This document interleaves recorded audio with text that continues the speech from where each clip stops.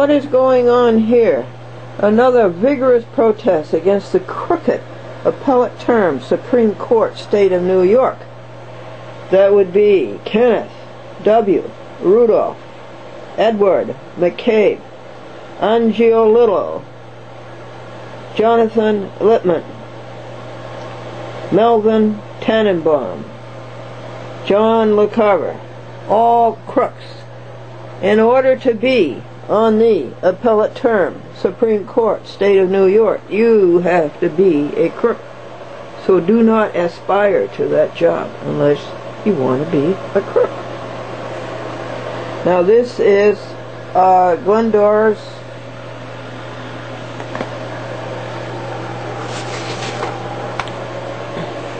notice of motion and affidavit in support for relief from nullity paper of November 27th. I have to fill that in. Pursuant to the New York State analog to Federal Rules of Civil Procedure. Just a second, folks. Rule 60B, relief from order. Now this has all been read to you on TV as of back in December. It was withheld until today, but now it is going out because there was a fourth appeal before these crooks, and they went crooked again. I gave them the benefit of the doubt, gave them a chance, but now that they have sunk for the fourth time to the pits, we will send this out. And here is our battle song.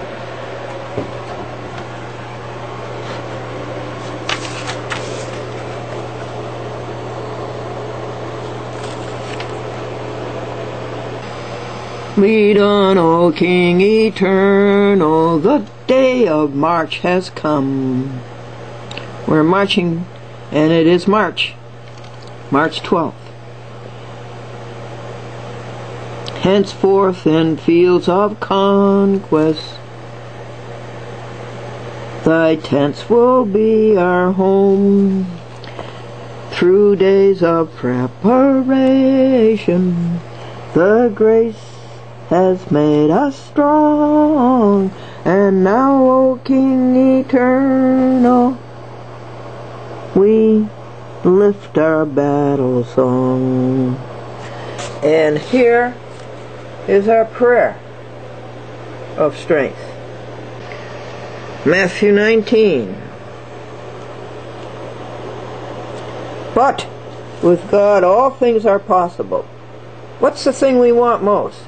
That these people reform and be their 100% selves and know the richness of God that is before them, that they have missed all of their lives.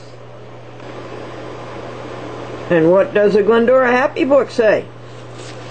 It says, each hour try silently to count 15 of your blessings.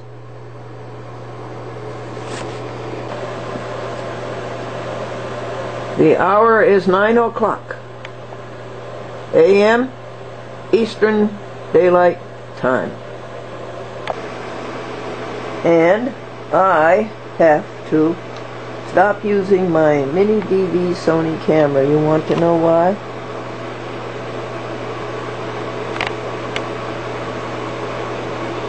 Well, it says all kinds of things. It's always talking about icons. And you shall have no other God before you.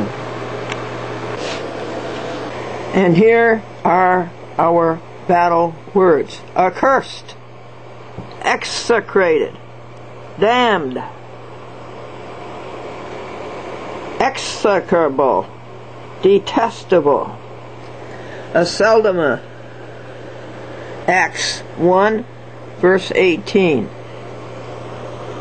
The scene where Judas Iscariot committed suicide and fell on his sword. Hence, it's any scene of bloodshed. Acephalus applies to all of these people I just mentioned to you, without a head. Acerbity, harshness, bitterness. Severity, as of language. Acrimony.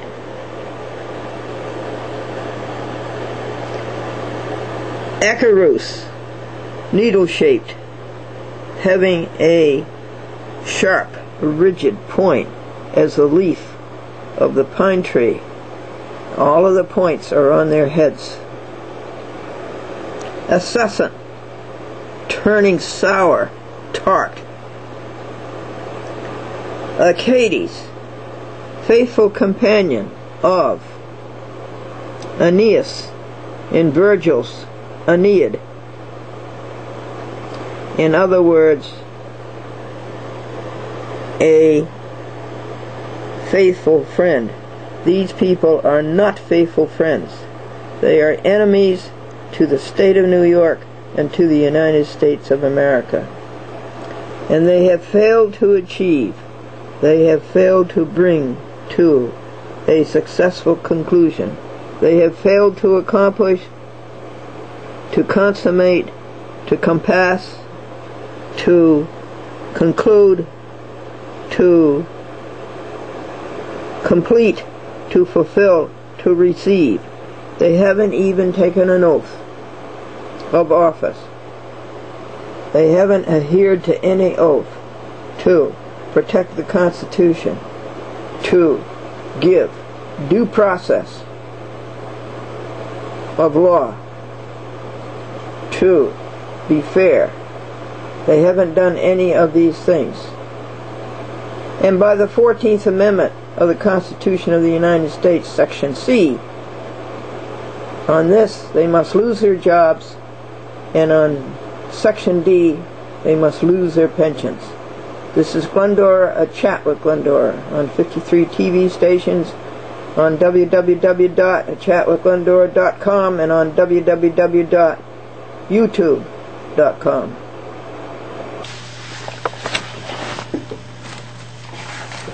I have to remember I've got Elizabeth's vest on. I can't walk home with it. Vesta. Vesta.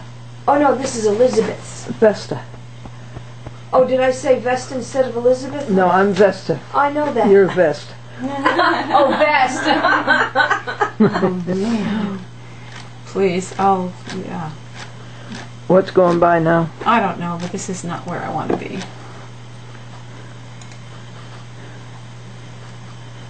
Lead on, O King eternal, the day of March has come. Henceforth in fields of conquest, our tents for you will be.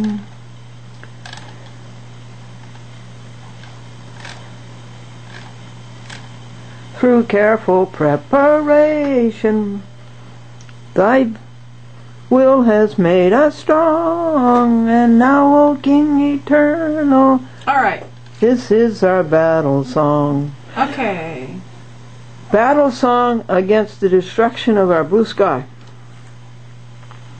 And today it's almost 50 degrees. Slightly hazy, but lots of blue. And this is a cloudbuster. Don't break that. I didn't. It's all right. That's just...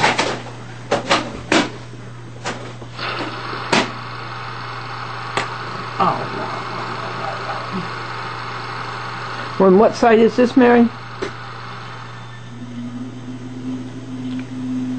That certainly didn't take 8 minutes.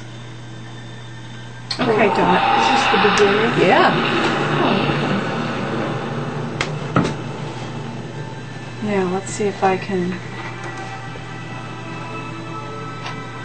make it. Oh, that's so ugly. Uck. Yuck. Hear the pulses.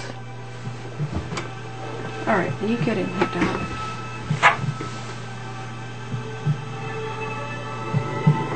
This might just be a lead-in. Yeah, this is only 4 minutes.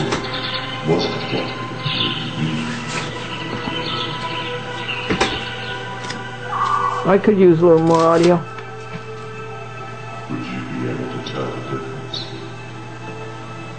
Many people would be shocked and amazed to discover that their elected government would intentionally spray toxic compounds into the air of their place. Tens of thousands of people from the state of Maine to the country of New Zealand have documented this airborne spraying program.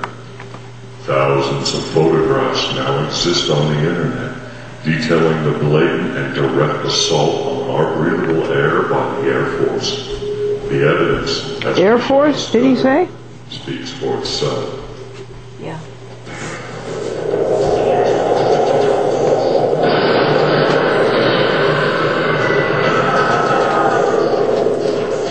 Well, good, he named somebody.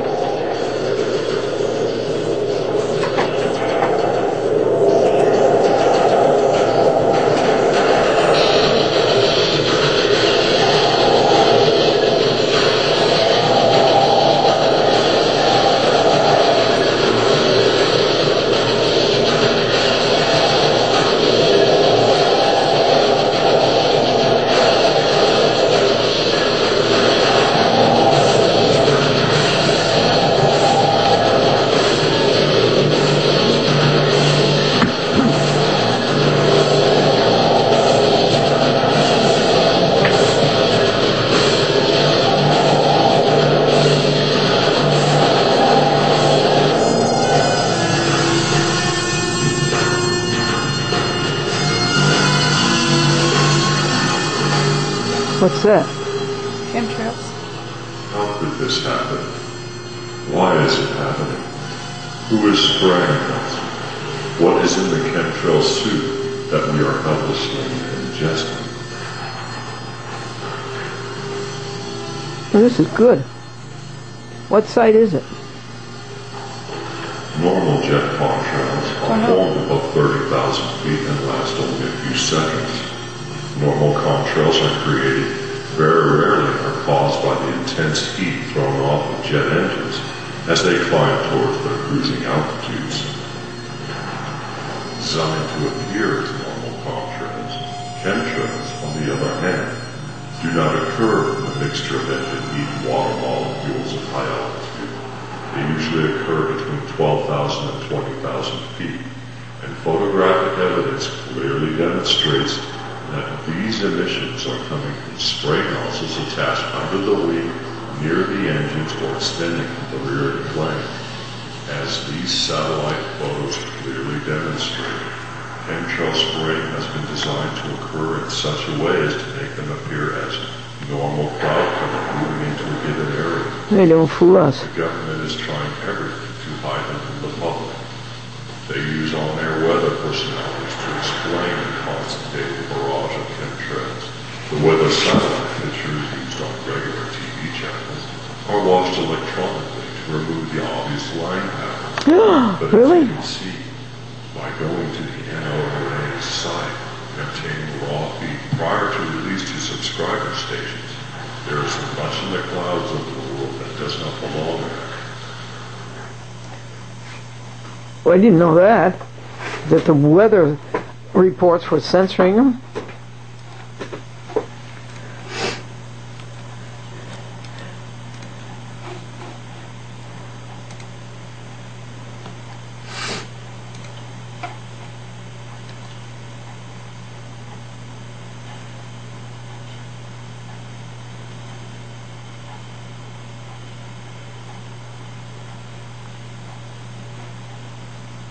Was that it? You've got to be kidding. We'll try again. Maybe the If I used a 56K modem, it takes 3.3 hours. A direct link DSL, which I have, 8 minutes, and we got it instantly. And we played it by real player file.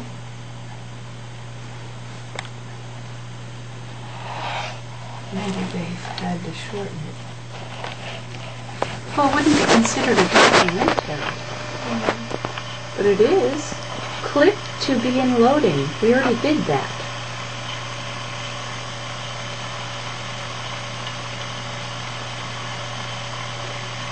And then you have aerosol crimes put out by Carnicom.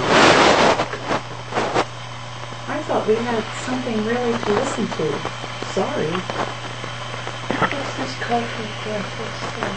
Okay. Oh, Clouds of Death. How's it down? Also, if we all go Real player file. maybe 3 hours. Huh, maybe it's just not, because that probably was just a tidbit.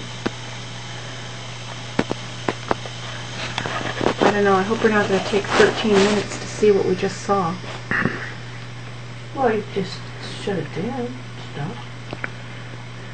Well, since we're here. No, it's going to be too... It's just the same stuff.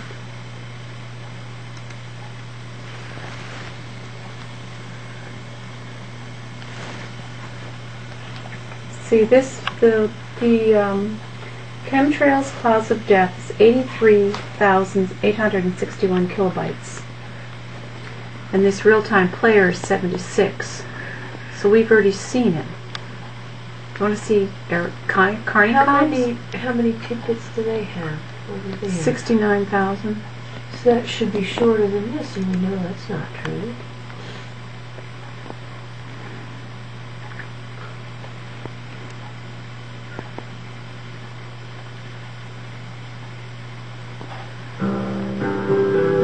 It's Carnicom. Yeah, which we've seen. Yeah, we got enough Carnicom.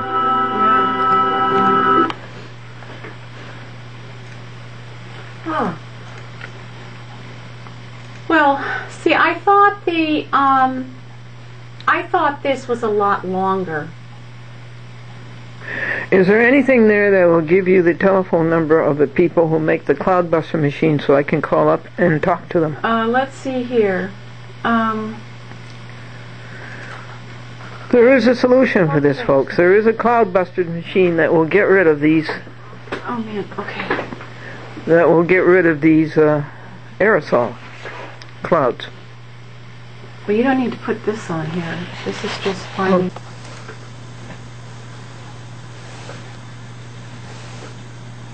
Etheric Warriors. Don Bradley. I think it said Don Croft. Don Croft.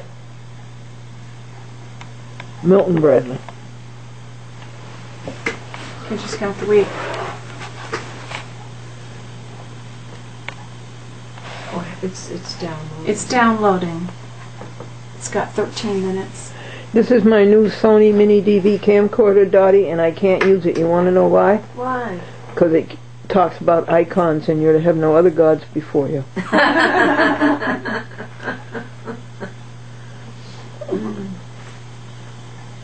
I'm going to go have mine. Do you want some tea? Yeah. Anybody? Yeah. Would you want tea, Vesta? Not tea, thanks. No? Okay. Cocoa? I don't have cocoa. Do you want to have decaf coffee?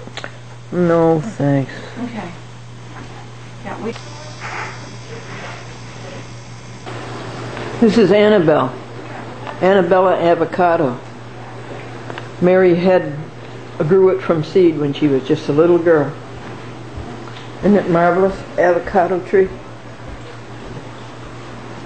Well, back home, folks, the Sony camcorder ran out of battery, and we looked at a chat with Glendora, www.achatwithglendora.com, and there weren't any programs up there. So there's another problem. What happened to the 600 programs that were up there? And then Mary gave me a peanut butter and jelly sandwich on rye and an apple. And then I came home, and from 2 to 3 p.m. I made 3 copies of the Caligari obituary and sent one to Crook Sarok and one to the Commission on Judicial Conduct. and one to somebody else. And then everything was labeled, stapled, stuffed, and all the envelopes were sealed. Must have cost about $14 postage.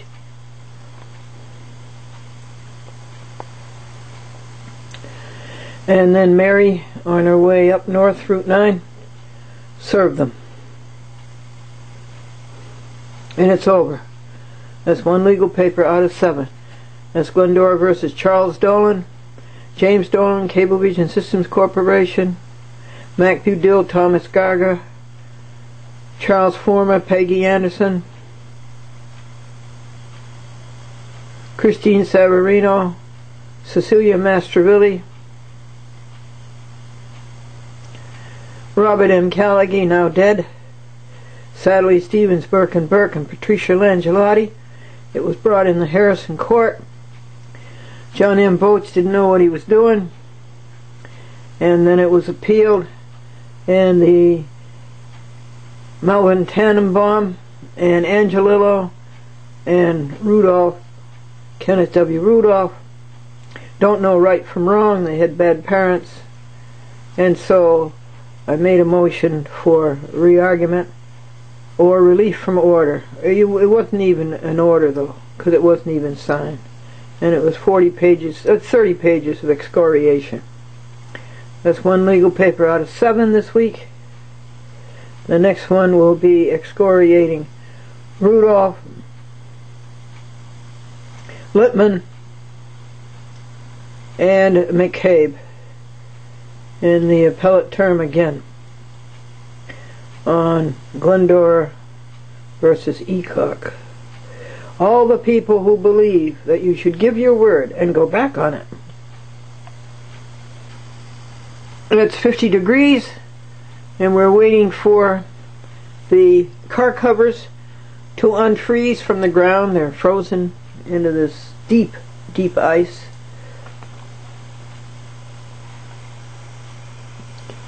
And they are coming out.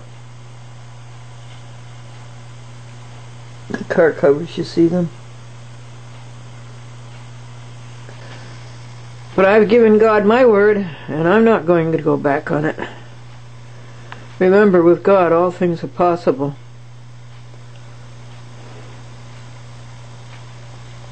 What happened the first time it snowed in Atlanta? The natives thought it was an explosion of grits. This is March the 12th. Tomorrow, a week from tomorrow, is the first day of spring. Now that's how beautifully God works. So precisely that we know years ahead when the first day of spring will come.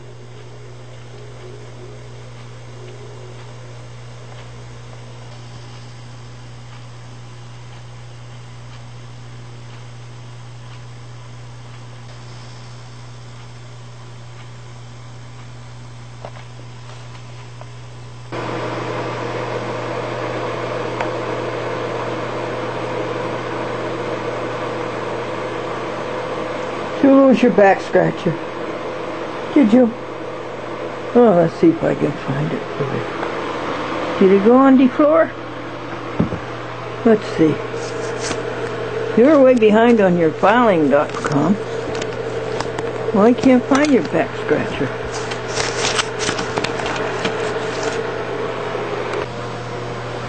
Here it is at 8:10 in the morning on March the 13th. And spring is a week from today. Spring is early this year. It's on March the 20th, and isn't it wonderful that God is so precise that we can calculate years ahead, the very minute that spring will come. This is was written on January the 11th and read to you back then, and it's on the TV stations right now this month, on the 53 TV stations. It's the Appellate Term. A mob, I don't know which mob it is, but it is a mob. You do what the mob tells you or you're out. The 9th and 10th Judicial Districts, the Supreme Court, State of New York, United States of America.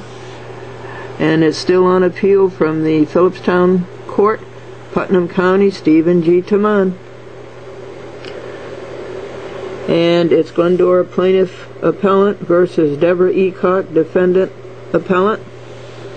And Stephen Taman and Deborah Eacock and Laura McQuaid and Sadly Stevens Burke and Robert Callaghy and Melvin Tannenbaum and Angelillo and Kenneth Rudolph. They all think that you should give your word and go back on it. They have no standard at all as to loyalty, faithfulness, morality, ethics. Give your word and go back on it. This is Glendora's notice of motion, and affidavit in support for relief from nullity papers of December 27th, pursuant to New York analog to Federal Rules of Civil Procedure, Rule 60B. Relief. And here is a kitty cat named Sebastian.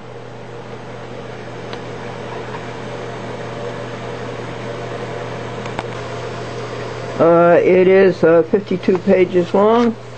As I say, all of this was read to you. Most important of all is a prayer that these hoods regain their respectability as children of God and act accordingly. That is our constant prayer. Here is the affidavit of service. State courts are about 10 years behind, so federal courts, it has to be done by a third party. And here are the crooks it's going to. The woman who started all of this, Deborah Eacock, by going back on her word, to crooked Edward McCabe on the appellate term, to crooked liar for hire, Walter A. Sarrock at liar for hire law firm, Sadly Stevens Burke and Burke, to Jonathan Littman, who is upside down and who cheated so well that he was promoted from the appellate term to the appellate division. And also upside down is Littman is the chief judge of the administration of New York courts in New York County. That was .com who just went by. And Jonathan Littman is wearing two hats. He's on the appellate term and he's still the administrator of courts, New York State, County of New York. It's Angio Little who was so crooked and got commended and therefore promoted to the appellate division. Most upside down is Kenneth W. Rudolph, who looks you straight in the eye when he knows he's going to double cross you. He cheats every way he can think of, but he's helpless. You want to know why? He's a member of the mob. Whatever mob it is running these courts, he is the member. And when the mob says do this, he does it. And here's a cat blocking the view. Let's see your right end, cat. Kenneth W. Rudolph. A cheater quadrupled. And also upside down is Melvin Tannenbaum on the so-called appellate term, Supreme Court, so-called State of New York.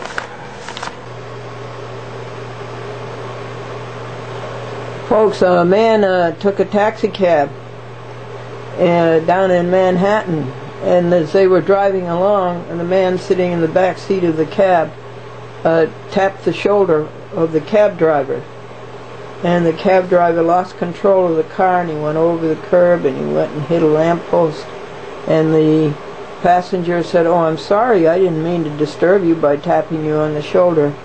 And the driver said, "Well, it's because I was a hearse driver for 35 years. Lead on, O King eternal, the day of March has come. And this is March the 13th. Henceforth in fields of conquest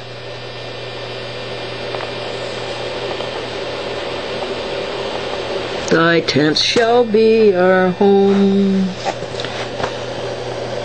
Through days of preparation Thy grace has made us strong, and now, O King eternal, we lift our battle song. Well, two kitties at peace, both luxuriating on a soft, comfy bed.